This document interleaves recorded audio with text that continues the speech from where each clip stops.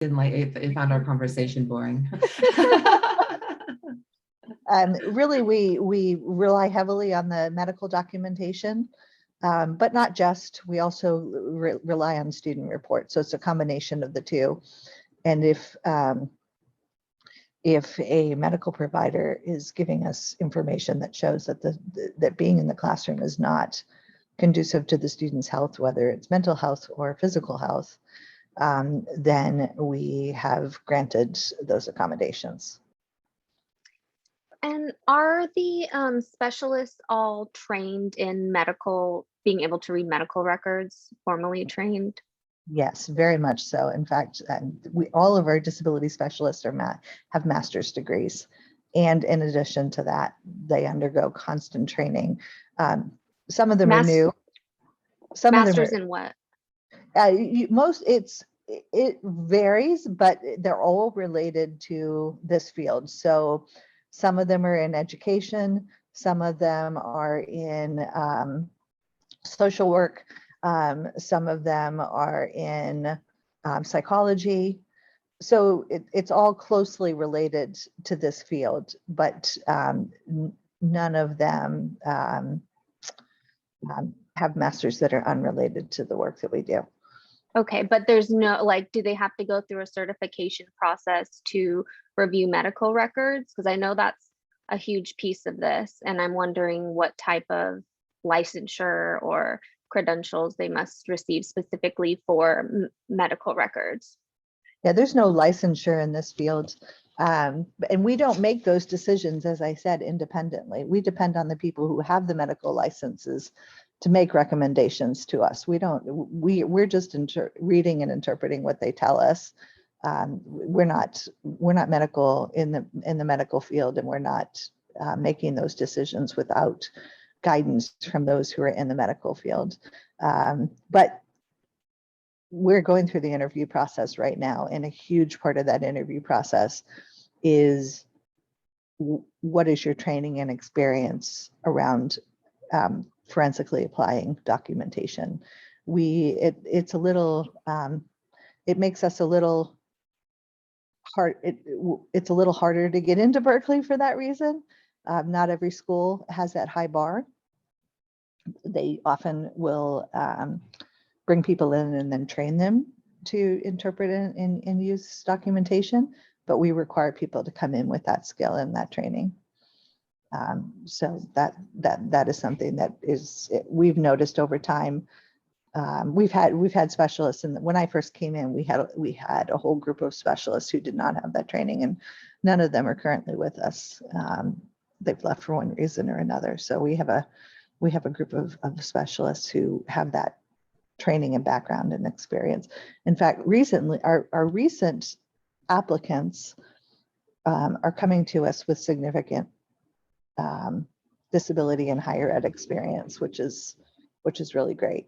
So I will say, I think it's important for you guys to know, in the interest of transparency, that DSP is severely understaffed for specialists right now. And that's mainly just consequences. We have a specialist who is on medical leave herself. We have 2 vacant positions. We have a vacant position from last year and a specialist who left at the end of August, which is the worst possible timing. And we have another specialist who has been having a lot of medical issues. So that's like 4 out of 10 specialists that we're kind of missing right now. So that has pushed our wait times back further than usual. Generally our wait times are 2 weeks or less.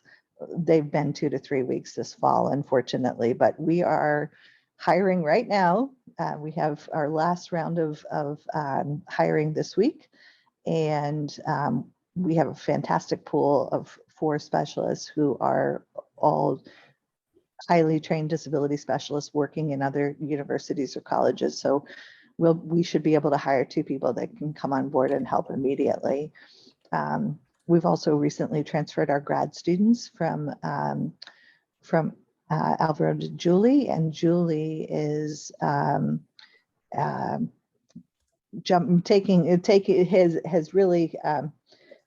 is taking to that really well, and she's doing a good job. But it's been a transition for some of our graduate students to go through that at this early time of the year, in the beginning of the school year. So we've had a lot going on our end, and it's absolutely not an excuse, but it's a reason.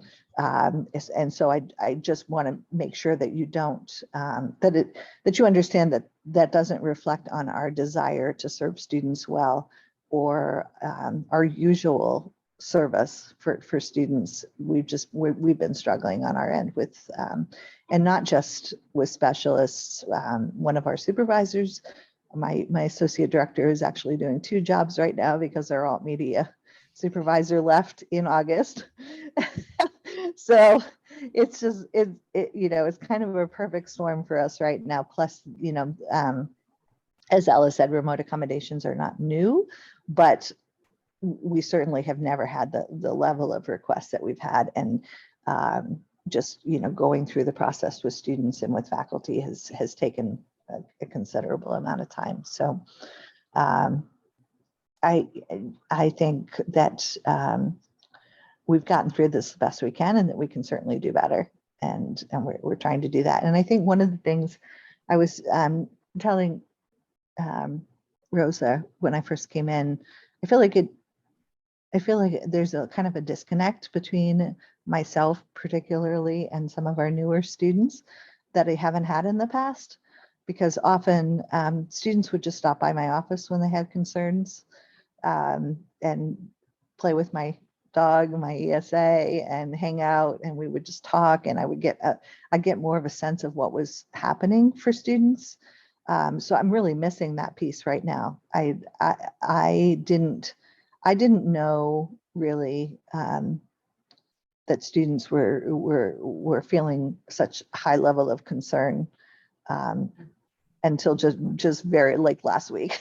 So and that's unusual. Usually I have my fingers on the pulse of what's happening with students in a much more proactive way, and I think being out of the office has been tough. And so what I want to offer to you guys is that this doesn't need to be our last meeting. We should continue to meet and talk and problem solve together. Yeah, I think that would be wonderful, just to continuing these conversations. And I have been approved. My internship for my MSW program is going to be focused on disability on campus now. So hopefully we'll be able to have some richer conversations and also look at it in a broader, sense of just beyond Berkeley, because I know we are pretty privileged here and also have problems, and other campuses are going through a lot too.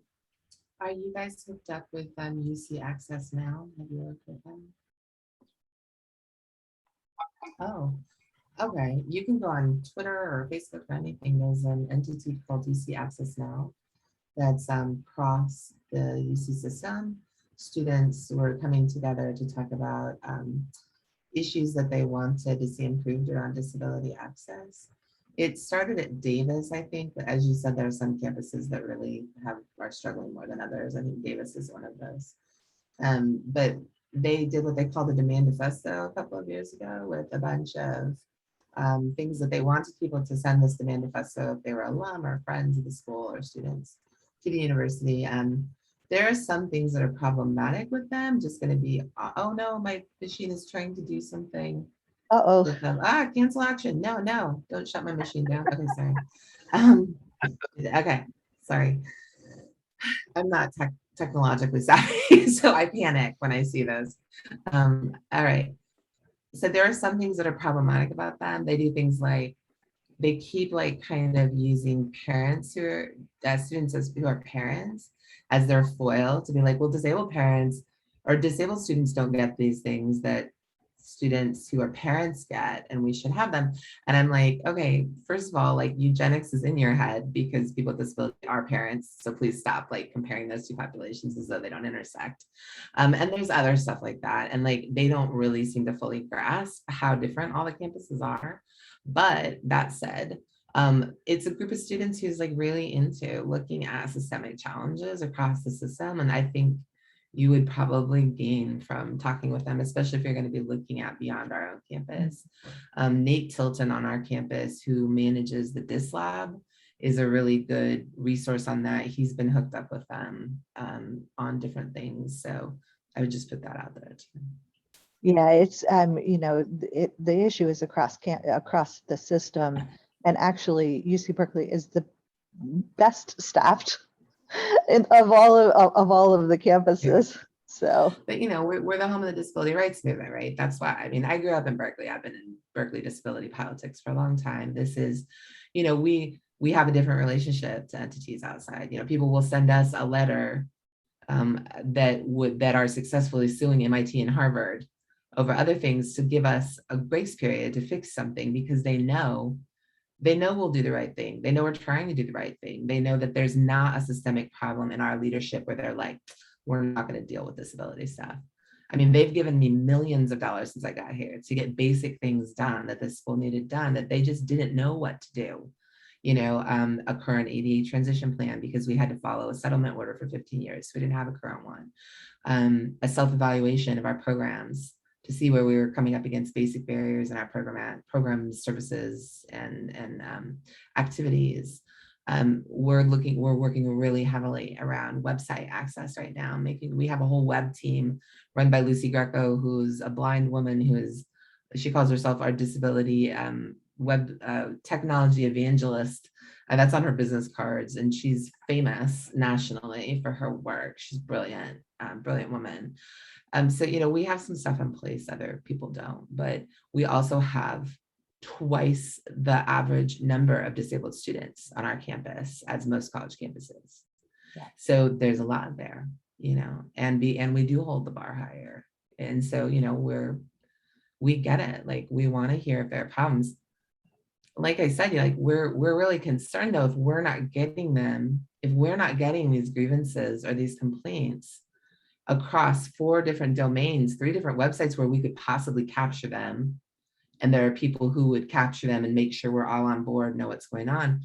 It's really hard. I mean, that's how there's a problem, right? And while we have 8,000 disabled students on campus based on the last climate survey, only 4,000 of them have registered as DSP students, right? We don't register them against their will. People with disabilities don't have to have accommodations.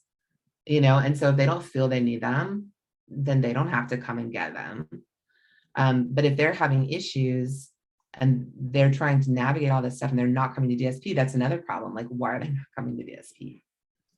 I will say we've grown from when I started 5 years ago, we had 1,700 students. Yeah. Now last spring we finished at 4,100. So we have really done a ton of outreach to try to reach people early and to make the program more user-friendly for our students. And so we've grown a lot, and we also have some growing pains trying to catch up with that growth.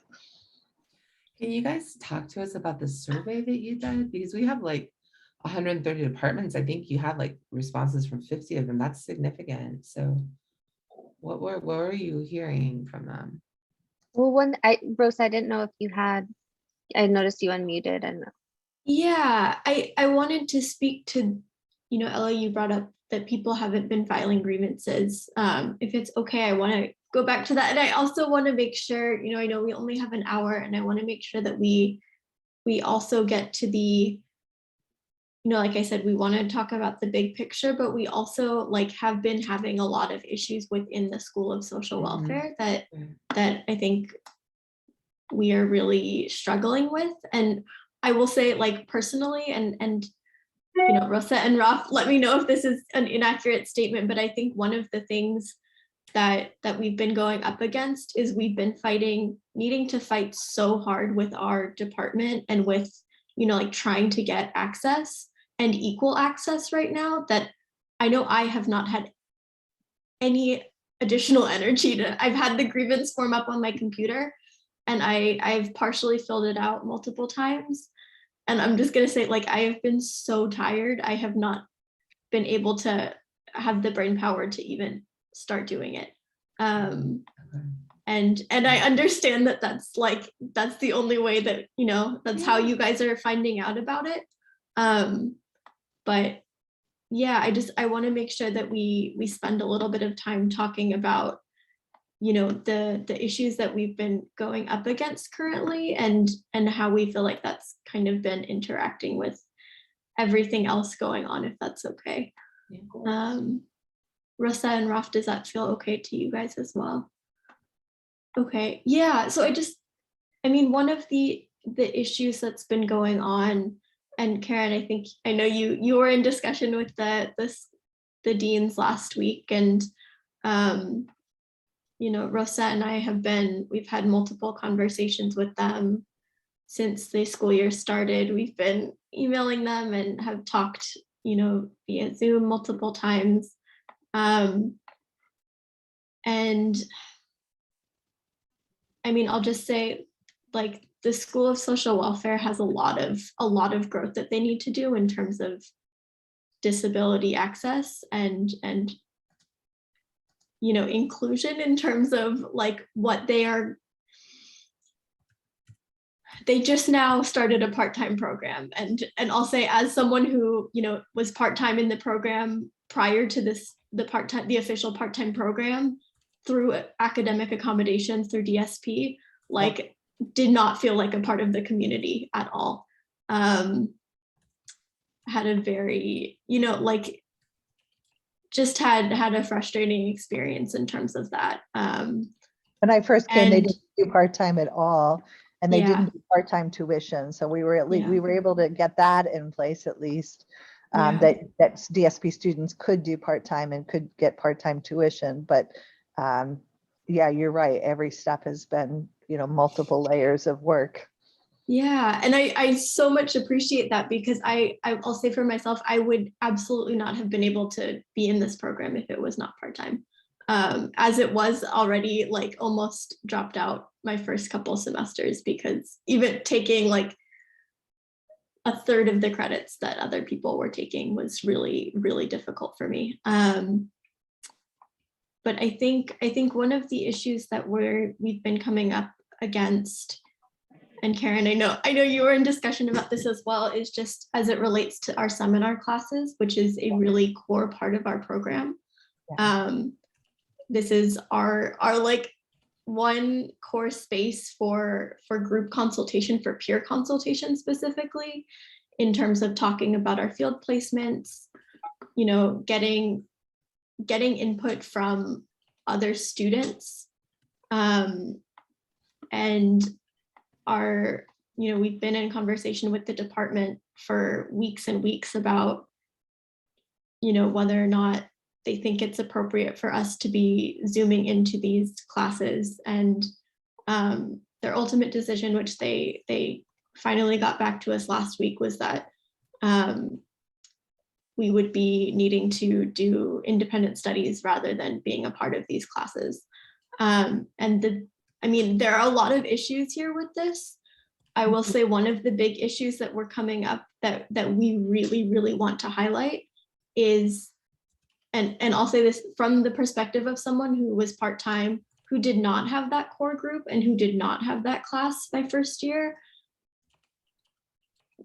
The seminar classes really are like a community space, and they really, really are essential to the program and essential to students' experience being in the social work program.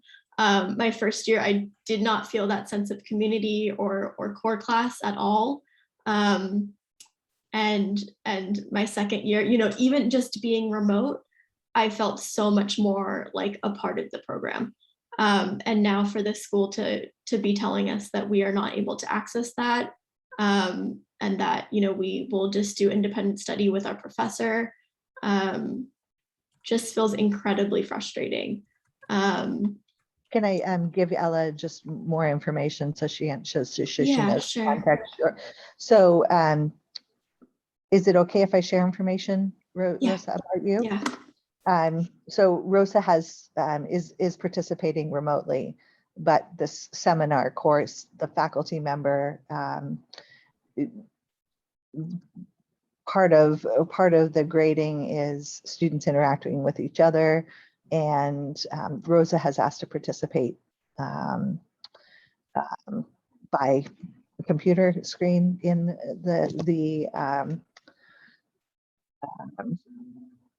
in that course, and the faculty said fundamental alteration, and we had agreed with them, and so I think Rose is working on her grievance around that piece. Yeah.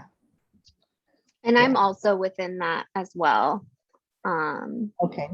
Yeah. And I think I just, you know, it was completely shocking to me. The deans, actually not even my field consultant, talked to me and told me, by the way, on Tuesday, you're not going to be able to be in class. And I had been FaceTimed for it before, and I was just kind of blown away that we wouldn't even be in conversation with DSP or even our specialists about it. I've actually had to go and like make my own accommodations with professors because my specialist hasn't been able to. So, you know, I think this is definitely a grievance at this point, that it's not just Rosa. You know, I think there are definitely more than one, specifically surrounding this issue of seminar. Yeah, Rosa's the only one that I am familiar with. I didn't know about your situation. So Rosa E, you said that you're having to go make accommodations with your professors because DSP can't or isn't. Do you just mean the timeline, or you mean that you're taking another knock at it because they were unsuccessful in getting the faculty to agree? My case, I finally got my DSP approved yesterday afternoon. So I have been at a standstill to not be able to go forward. So I had to late drop a class, and I was charged because she didn't want to discuss this without DSP accommodations. But then I finally, you know, I thought that I might get some more support as we were working towards DSP from DSP, and I did not. So I was proactive. I figured out a plan with my professors. But this issue with seminar is, you know, something I've talked to now about to the deans, to my field consultant, and have been basically told there's no wiggle room. And like I said, I did finally get my DSP accommodation letter yesterday afternoon. So you were waiting for your intake, Rosa? I had so I initiated all of this with DSP on I believe it was August 30th. And then my doctor at University Health Services has taken almost 2 weeks to even touch base with Julie. And Julie actually reached out to me to then follow up with the doctor. Got it. So you applied for DSP accommodations on August 30th and you received them on the 19th. Yeah. But it sounds, when was how long did you wait for your intake? I guess is the bigger question. I had my first meeting with Julie on August 30th. And then I had my letter sent on September 6th. Okay, so documentation was the holdup. She was trying to get more information from your doctor at University Health Services. I'm sorry, wait, so the letter of accommodation was issued to your professors on the 6th? Yesterday. No, it was issued yesterday. Yeah, I'm sorry, I thought she said something about the 6th. What happened on the 6th? That's when the doctor sent the letter. Oh, sorry, okay, got it. Okay, so from the 6th, then it was 13 days to accommodation letter. Okay, from doctor letter to accommodation letter, okay. But I do want to bring it back to the issue of seminar, and wondering what, if any, we are all in different seminar classes as well. We're not in the same one, so we have different field consultants. So I know that was a team decision made that's obviously impacting all of us. So would it be okay? Ella can't comment on this because it's going to be a grievance. So she has to stay neutral until she hears. But would you all give Ella and I the opportunity to talk about this offline, so I can get her perspective, and then we can decide how to move forward. You may not have to file a grievance depending on what we come to. So if you would give us an opportunity to talk, and then I'll get back with you on this. Would you just give me a few days to do that? Yeah. Just having a rough timeline is great for us. Yeah. I know that timing is a big thing with grievances and all that. So. Yeah. Oh, you don't have to. I mean, you've got plenty of time for the grievance, but I know that time is of the essence in terms of getting this resolved for you. But Ella and I both have really super packed calendars, but I'll find some time for the two of us within the next few days.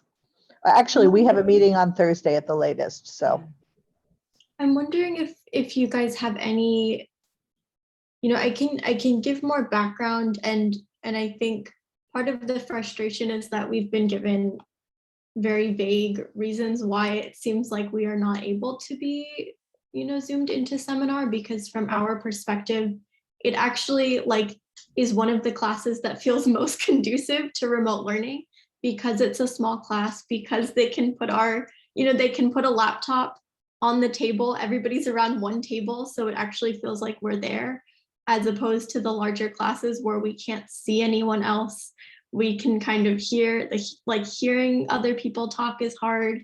We can't be part of discussions, or it's very difficult to be part of discussions. So I think what we're really, really struggling with in terms of this decision is that it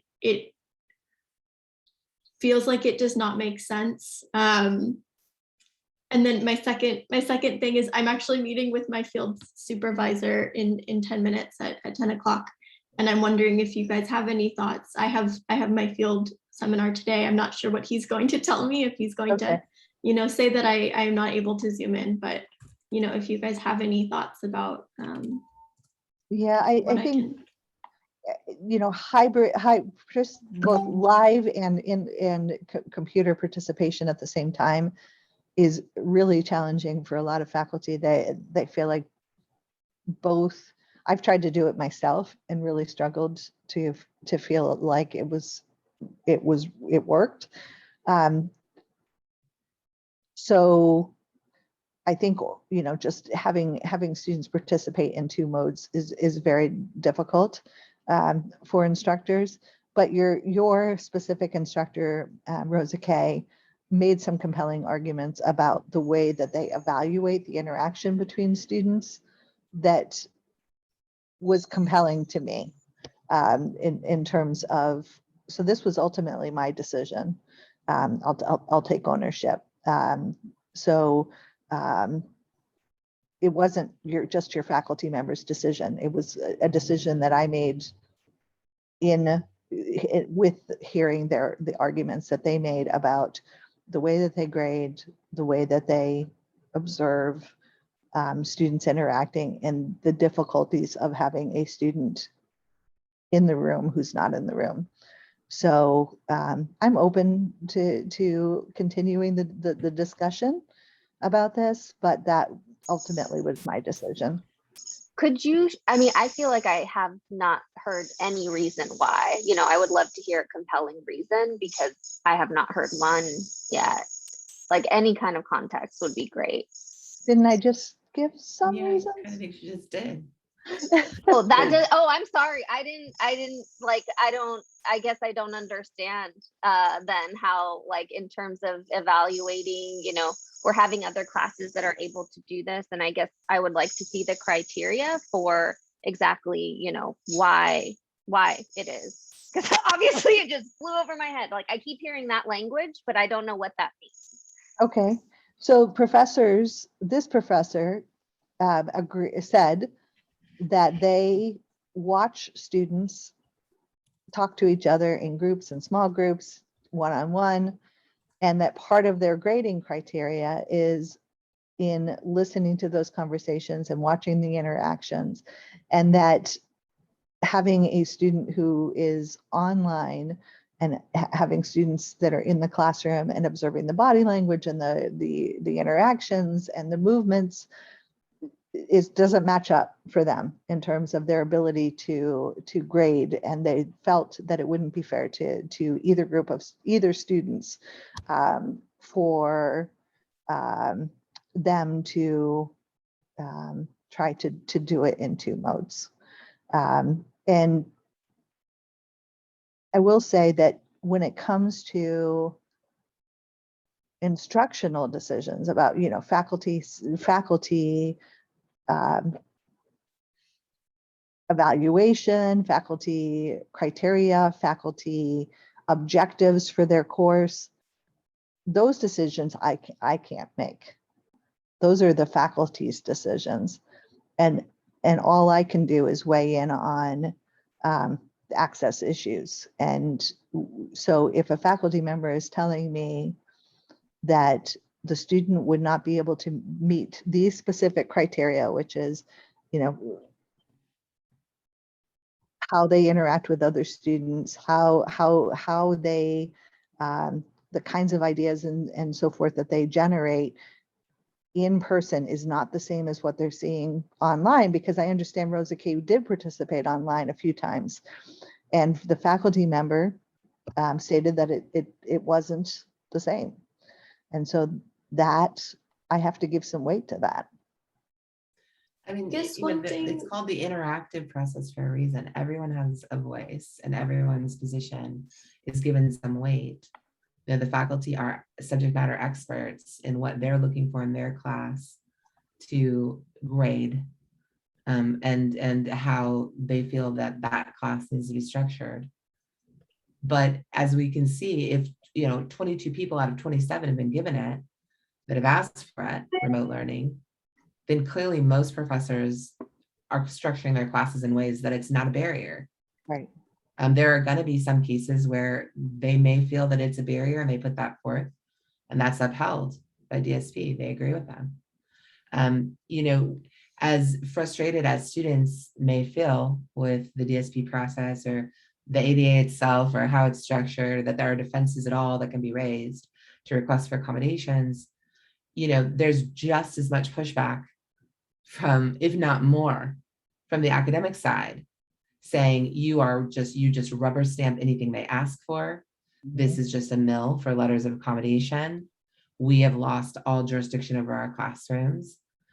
Now, that's not most of our professors, right? I mean, there are 4,000 students taking probably at least 3 classes a semester with DSP.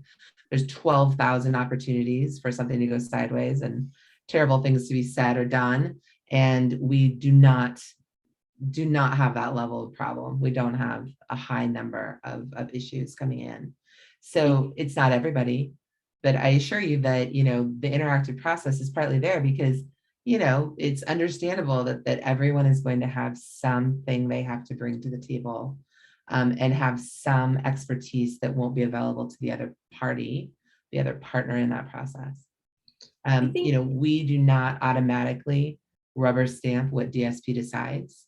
We would be looking to see what is it that the professor told you that you felt satisfied you that in fact it was a fundamental alteration. And if we don't think that it was compelling, or if they made a mistake in law or fact, then we can either, then we can send it back with direction to fix it. Or we can make a determination and just say you need to do this, or we say that we confirm their findings. I think one thing that I just want to do a time check. We just have a couple more minutes. We still haven't heard anything about your survey. I'm sorry. I'm just super curious if you have. I'd really like to bring up actually before we get to that. I understand all of that. And I think also one of the things that feels frustrating right now is it does not feel like there's any like movement to provide us as DSP students with an equal opportunity for learning, because an independent study is not the same as our seminar class. And I understand that the department has maybe made it seem like they are going to be, you know, like making us our own remote section of seminar, and that is not the answer that we have gotten from them. They have told us, you know, if enough. So what they told us is that, and this is after they spoke with you, is that, you know, if enough students were to, you know, be getting sick or be needing remote accommodations later in the semester, they would put us in a seminar group together, but it would be a rotating seminar group. It wouldn't be with this, like a consistent professor. It wouldn't be with a consistent group of students. It just is not.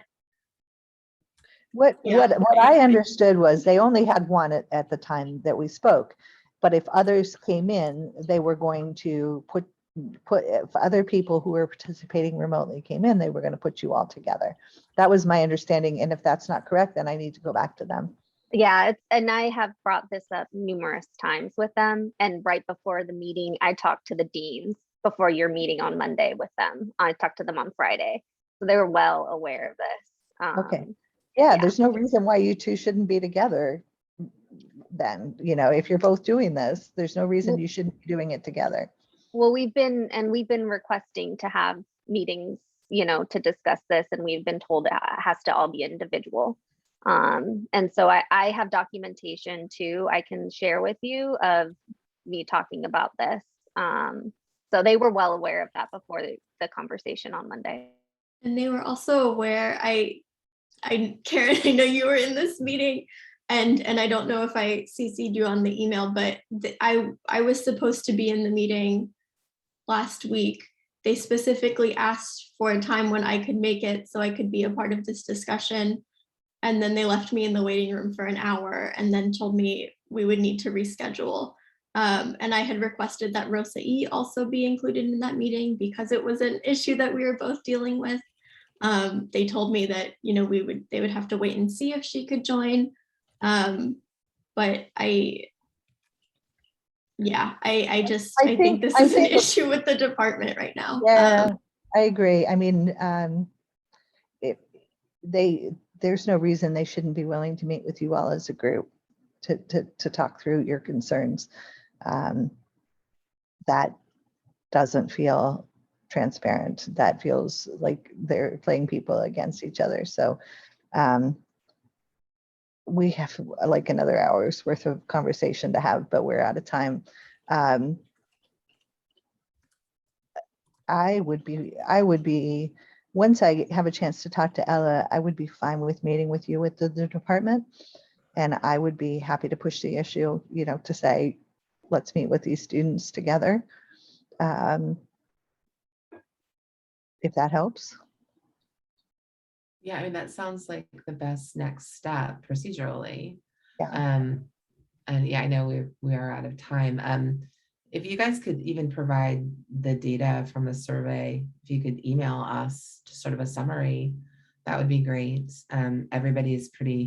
We're pretty meeting heavy. I mean, I do 6 hours of meetings a day, probably. Karen probably has more than that.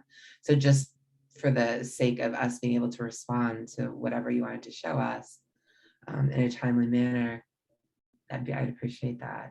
And then, you know, that would be my recommendation as the ADA compliance officer for the university, is that, you know, Karen meet with, as a subject matter expert on our campus and director of education, that educational accommodation, that she, you know, let the department know that, you know, there should probably be a meeting with herself and department leadership and students.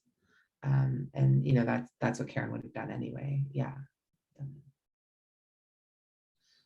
So I want us to continue the conversation, and thank you so much for meeting with us. And in spite of the challenges, I hope you can see that we're open, and we want to learn from you and to help. And that we may not agree on everything, but our hearts are in the right place, and that we care deeply about the same things that you care about. Yeah. Do you think we could schedule a time to meet again? Sure. Okay, great. I need I don't- to hop into my meeting with Robert, but Rosa, do you want to just text me? Sure. Okay, Yeah, Yeah. no worries. thanks. Um, Take care. I think I have some open time next week, and I don't know what Ella's schedule looks like, but maybe Donna can help us to find out some meeting time. Yeah. Yeah, Okay. let's do that. Let's just work on that time outside of this. Great. Yeah, and I can send you, you know, what we have from our survey. We have 260 signatures now.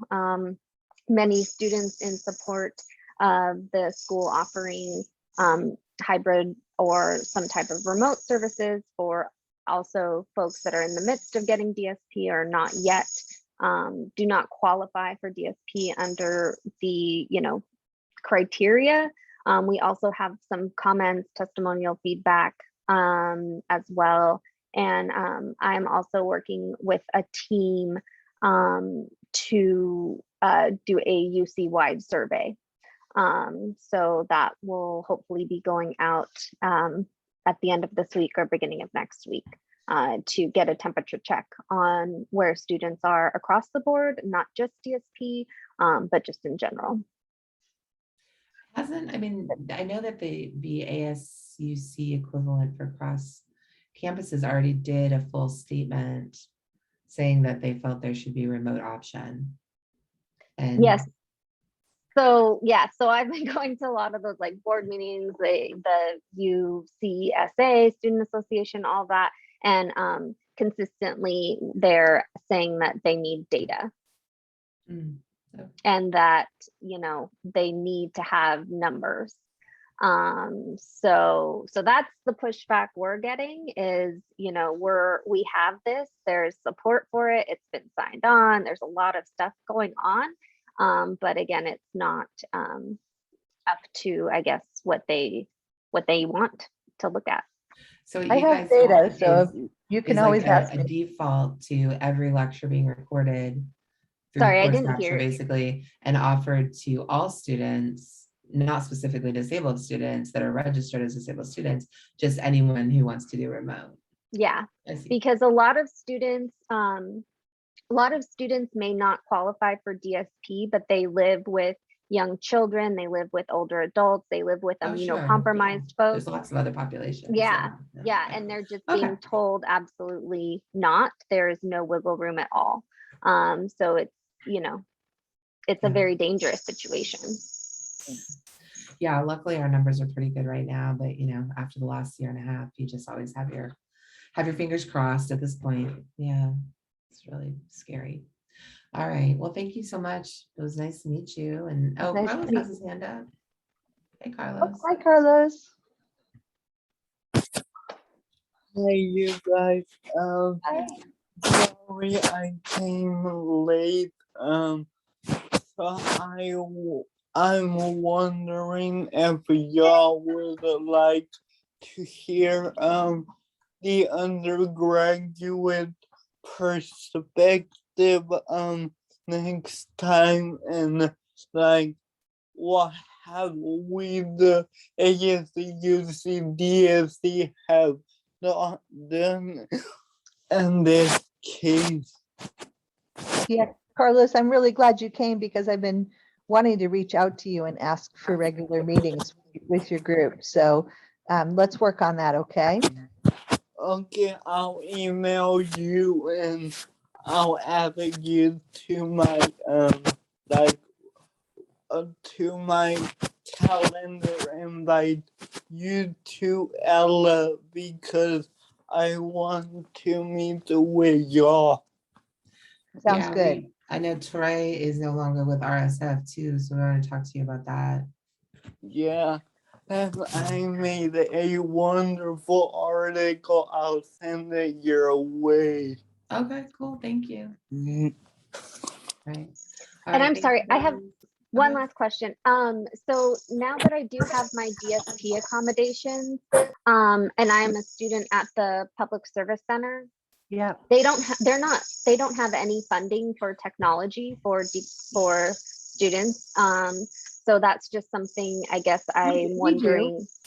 We have. Okay, a you do. That's what I was thinking. Yeah, Yeah. because they are, you know, again, the same thing, wanting to do hybrid, but don't have any technology to do that. So they're trying to Well, pull from different funds within the There's Public Service also Center. the Research, Teaching and Learning Center, which includes digital learning services, Center for Teaching and Learning, Academic Innovation Studio, Educational Technology Center. You know, they have to reach out to those entities too. That's where all of that support lives.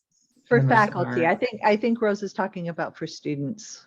Yeah, a combination Oh. actually, because I've been talking with the program managers at the Public Service Center, and they have, so maybe can you type that in the chat so I can share that with Yeah, them? sure. But yeah, I was in a meeting yesterday with them, and they were like, yep, we pretty much have to figure this out on our own. We are not getting any institutional support, which is now going to be an issue because you know, we want to do hybrid. Some students, you know, obviously prefer to learn in person. And then I would say it's half and half right now. And we want to be able to honor folks, even, you know, if they don't necessarily have DSP accommodations, but just to honor them for their other concerns. And myself now, I know I am a protected student. So if you could share that resource Yeah, that I can I share put to it in them. the chat if you want Oh, to. okay. Oh, Yeah, if perfect. you just want to Great. copy and paste it in. Okay. And then, Okay. yeah, and then Awesome. Karen just put up the aux services and Okay. the tech Tech grants grants. that they have. So, Okay. yeah, I Okay. mean, they just Great. kind of, you know, it's kind of about reaching out and getting what's there. There's a lot Mhm. that they put out there. Yeah. A lot. Yeah. I'm sorry, Okay. I have to go to my next Yeah. meeting. No, I thank you, and we'll touch Nice to base meet you all. about next week. Thank Okay, you. sounds All right. good. Thank you. Bye.